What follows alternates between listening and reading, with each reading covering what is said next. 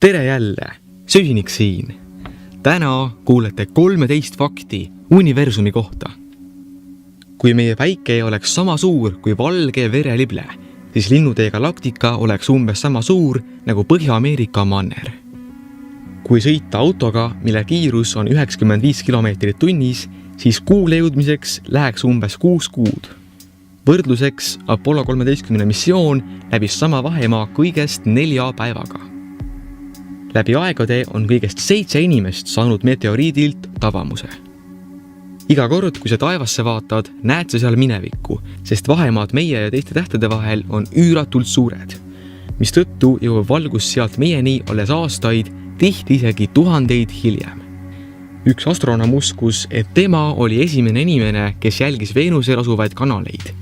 Oma teleskoobi okulaari vale reguleerimise tõttu nägi ta tegelikult oma enda silmas paiknevaid veresooni. Kuu ruumala on võrdne Vaikse ookeani ruumalaga. Inimkond on viimase 7 aastaga leidnud 43 potentsiaalselt elamiskõlblikku planeeti, mistõttu on lausa imelik mõelda, et seal keegi meiesugune ei ela. Kui meie planeet Maa oleks jalgpalli suurune, siis moodustaks seda ümbritsev atmosfäär 0,05 millimeetri paksuse kihi. Seega saame sellest ettekujutuse, kui suur meie Maa tegelikult on. Teoreetiliselt, kui tulnukad, kes elaksid meist 65 miljoni valgusaasta kaugusel ja suunaksid oma teleskoobi täpselt meie poole, siis näeksid nad dinosauruseid. Tegelikkuses on selline asi kahjuks võimatu, sest nendeni jõuaks liiga vähe valgusosakesi ehk footoneid.